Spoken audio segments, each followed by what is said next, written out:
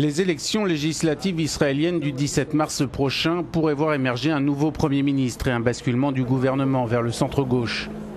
Mais elles pourraient surtout réserver une autre surprise du côté des Arabes israéliens.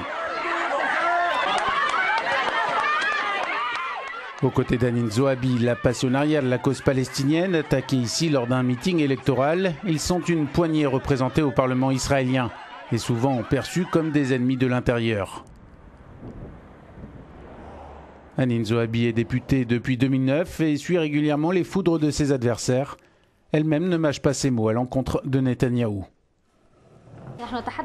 Nous nous battons contre un programme de discrimination sioniste qui définit ce pays comme un État juif et qui favorise les privilèges aux juifs plutôt qu'aux Palestiniens.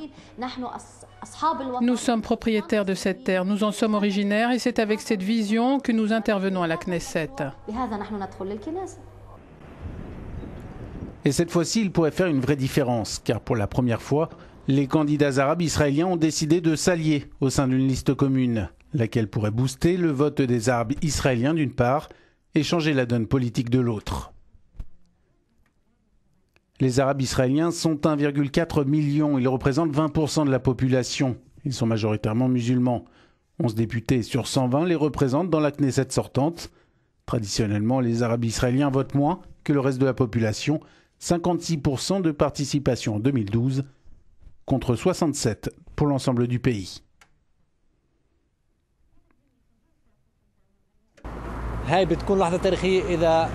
Si les citoyens arabes viennent voter en masse pour la liste commune et que nous obtenons qu'un siège ou plus, ce sera une étape historique, parce que cela permettra aux Arabes d'obtenir une influence certaine au Parlement sur la législation, les budgets et tous les aspects de la vie des citoyens arabes dans cet État.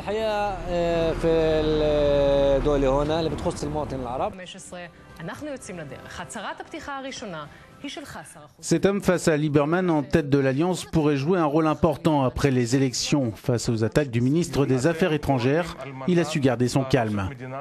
Vous agissez pour détruire l'État d'Israël de l'intérieur. Vous êtes la 5e colonne, vous représentez les organisations terroristes au sein de la Knesset, attaque Lieberman. Réponse d'Aymen Odeh, je suis inquiet de voir que le mot démocratie puisse devenir un mot sale lors de la prochaine élection.